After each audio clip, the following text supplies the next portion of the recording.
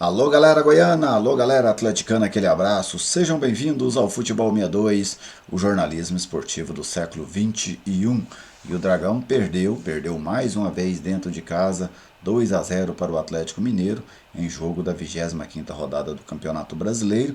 E neste vídeo eu vou trazer para vocês a minha visão, o que é que eu vi nesse jogo, eu que estive, no estádio Antônio Ascioli, e principalmente o que eu senti lá nos bastidores rubro-negros em relação à competição nacional.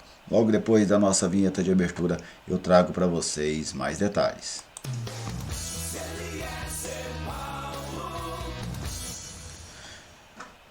Eu estou aqui no Futebol 62 e com muita alegria recebo a sua visita. Seja bem-vindo ao nosso canal, seja bem-vindo à nossa plataforma. Já deixa aí aquele like da confiança. Se você ainda não é inscrito no canal, te convido a se inscrever. Venha fazer parte da comunidade do Futebol 62. Quem está conosco nesta missão é o Bazar do Professor Alcides, lojas em Goiás, lojas na Bahia, a maior loja de departamentos do nosso estado. No Bazar do Professor Alcides você encontra uma completa linha de material esportivo, material escolar, roupas, calçados, tudo isso com bons preços e excelentes condições de pagamento. Bazar do Professor Alcides, um nome de confiança em Goiás e um grande parceiro aqui do Futebol 62. Bem, não preciso nem falar que o resultado foi ruim, a derrota é sempre ruim. O Atlético, eu trato o jogo com dois tempos distintos, né? Vamos falar do jogo primeiro. Primeiro quero trazer até aqui para vocês as escalações que começaram a partida. O Atlético com 3 modificações em relação àquele time que começou o jogo contra o São Paulo. E mais à frente eu quero falar dessas mudanças, né? O que eu senti dessas mudanças. Renan, Dudu, Wanderson, Klaus e Jefferson, Maranhão e Baralhas, Marlon Freitas e Shailon, Churim e Luiz Fernando. O Atlético no 4-4-2 do técnico Eduardo Batista. O Atlético Mineiro do Cuca jogou com Everson, Mariano, Natan, Gemerson e Arana, Jair e Hever, Sacha. Lá na frente o Zaratio, o Hulk e o Keno. Essa é a equipe do técnico Cuca no 4-2-3-1. Os números do jogo: 49% de posse de bola para o Atlético, 51% para o Mineiro. Finalizações: 12 do nosso Atlético, né, sendo 2 na direção do gol. 12 também do Galo, sendo 7 na direção do gol. A precisão nos passes bem equilibrada, 83% para o Atlético, 82% para o Atlético Mineiro. Os cruzamentos, 25 do Atlético, sendo 9 corretos, 10 do Atlético Mineiro, sendo 2 corretos. Lançamentos, 43 do Atlético, 24 certos, 75 do Atlético Mineiro, 38 corretos. Desarmes, 20 do Atlético Goianiense, 24 do Atlético Mineiro. E os escanteios, 5 para o Atlético Goianiense e 3 para o Atlético Mineiro. Vamos conferir aqui agora o mapa de calor, né, das equipes, começando pelo Atlético Goianiense. Aí está um mapa de calor até interessante, né, predominantemente dentro do campo adversário, buscando ali as duas laterais. Era um mapa de calor típico de quem está circulando o bloco de marcação adversário. O Atlético Mineiro marcava no 4-4-2, então o Atlético ficava circulando este bloco, né, mais ou menos aqui onde está marcado, né? O Atlético chegava por aqui, no campo, chegava por aqui, né? Esse setor aqui mais difícil, que o Atlético Mineiro impunha uma marcação muito forte nesta região do campo. Já o Atlético Mineiro, uma bola precisamente mais manchas mais forte de posse de bola no setor defensivo, até porque no segundo tempo o Atlético Mineiro deu a bola para o Atlético Goianiense, né, na expectativa de encaixar um contra-ataque e matar o jogo.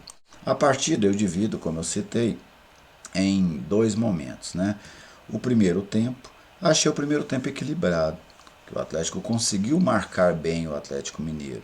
De onde é que surgiram as principais oportunidades do Atlético Mineiro no jogo? Não foi do Atlético Mineiro criar em cima da defesa do Atlético, foi de o Atlético errar na saída de bola, errar com os volantes, errar com os laterais, especialmente essa segunda linha, né? Porque o Atlético fazia uma saída de 3 com um volante entre os zagueiros, e quando o Atlético passava o passe para essa segunda linha, que é onde estavam os outros dois volantes e os dois laterais, o Atlético errava alguns erros, né? Não errava toda hora, mas errou 3 ou 4 vezes no primeiro tempo, Em duas delas o Atlético Mineiro chegou com muito perigo, inclusive o Keno perdeu um gol claríssimo, o Hulk e ele contra o goleiro, e acabaram desperdiçando essa oportunidade.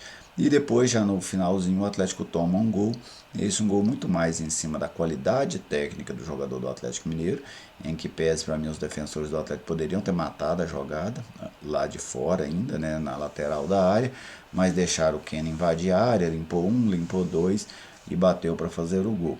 Aquilo lá é a coisa que o dinheiro compra, né? Grandes orçamentos propicia você ter no seu elenco jogadores com muita capacidade técnica e em alguns momentos eles aparecem, como apareceu o Keno para definir essa jogada no primeiro gol da equipe mineira. Já no segundo tempo, aí não tivemos mais o jogo equilibrado do primeiro tempo. O Atlético Mineiro foi amplo na partida, dominou o jogo do início ao fim do segundo tempo, sempre esteve no controle, fosse com a bola, fosse sem a bola, fez impor a sua maior qualidade técnica, fez logo o segundo gol, já tinha perdido uma grande oportunidade com o Hulk, 5 minutos antes do gol, o gol saiu por volta dos 13 minutos, né? Aos 8 o Hulk perdeu uma grande chance, numa boa defesa do goleiro Renan, mas na segunda oportunidade que ele teve, ele foi e colocou nas redes, e ali praticamente sacramentou a derrota do Atlético, que dificilmente reverteria um 2-0, ou pelo menos buscaria um empate. O Atlético foi para o ataque na reta final, cruzou bolas, circulou ali a área do Atlético Mineiro, mas sem grandes oportunidades. A melhor delas apenas numa bola parada que o Wanderson cabeceou à direita do goleiro Everson, mas uma derrota merecida do Atlético Goianiense. O Atlético não mereceu uma melhor sorte no jogo. Primeiro, pela diferença técnica entre as duas equipes, o Atlético Mineiro é um dos times que mais investiu para essa temporada, assim como já havia feito na temporada passada, e segundo, por conta do desempenho. O desempenho do primeiro tempo achei até razoável, mas o do segundo tempo o Atlético foi muito abaixo. Em alguns momentos senti um Atlético pensando em quinta-feira, e daqui a pouco eu vou falar disso. Jogadores do Atlético, quem é que a gente pode destacar positivamente nesse jogo? O Renan, que fez um bom jogo. Achei que a dupla de zagueiros do Atlético teve um desempenho de razoável para bom, o Wanderson e o Klaus. O Jefferson eu gostei dele no primeiro tempo, não foi uma partidaça, mas para mim foi uma partida satisfatória. Inclusive este é um dos erros do técnico Eduardo Batista ao tirar o Jefferson. O Marlon fez um bom primeiro tempo também, no segundo sumiu, sucumbiu junto com o time. São jogadores que eu dou assim, algum destaque na equipe do Atlético. Os demais, um futebol bem abaixo, em alguns deles não jogaram assim, absolutamente nada. Por exemplo, Jorginho e Rato entraram no jogo, 2 decepções, nenhuma ajudou. Lógico que entraram numa situação muito complicada, com o time perdendo de 2-0, mas não conseguiram nem ajudar que o Atlético esboçasse algum tipo de reação. O trabalho do técnico Eduardo Batista, não gostei. Achei até que no primeiro tempo a ideia dele foi interessante, ele conseguiu equilibrar o jogo, mas no segundo tempo as mudanças dele não surtiram efeito. Achei que ele demorou demais a abrir mão dos 3 volantes. Ia correr perigo, mas já estava perdendo. Um time que está correndo em risco de rebaixamento, está perdendo, não tem muita opção de ficar fazendo um jogo conservador. Você precisa buscar alguma coisa diferente. Tanto que o Atlético faz o jogo conservador, toma o segundo gol, poderia até ter tomado antes e perdeu o jogo. Então achei que o Eduardo não foi bem nas modificações e na sua estratégia para o segundo tempo, né, que visivelmente não deu certo. Um ponto que eu senti desse jogo, eu senti o Atlético muito com a cabeça na quinta-feira. Vamos ver, Jorginho e Rato não começaram jogando. Por quê? Né? Durante a coletiva, o Eduardo Batista disse que tirou o Dudu, pois ele poderia ficar sem lateral para quinta-feira. Então, pensando no jogo de quinta.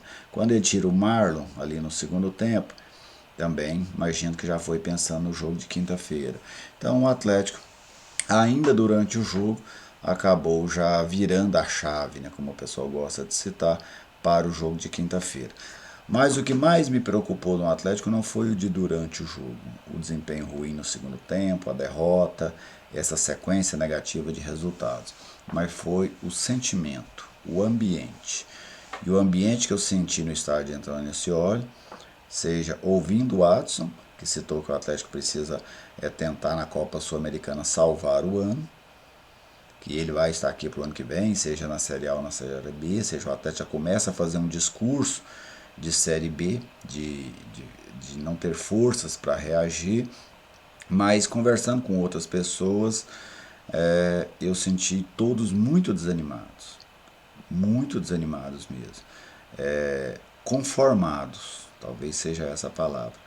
Eu senti no ambiente o Atlético já conformado com o rebaixamento. E eu penso que o Atlético ainda tem boas possibilidades, sabe? A tabela mostra isso. O Atlético está a 4 pontos da primeira equipe fora do Z4. Então, assim, não é uma pontuação absurda. Mas do que eu apurei, do que eu vi, do que eu conversei, porque eu estava no estádio ontem, do que eu senti foi de um desânimo. O Atlético desanimou-se com o Campeonato Brasileiro e conformou-se com um provável rebaixamento. E penso que ainda é cedo para isso, sabe? Na minha visão, ainda é cedo para isso. E o jogo que deu ao Atlético, ou a quem está ali no bastidor do Atlético, a sensação que o time caiu, foi o jogo contra o Cuiabá. O jogo contra o Cuiabá foi que fez bater o desânimo. Depois vieram os jogos contra o Goiás e o Atlético Mineiro, mas aí foi apenas complemento, porque o golpe ele foi sentido naquele jogo contra o Cuiabá.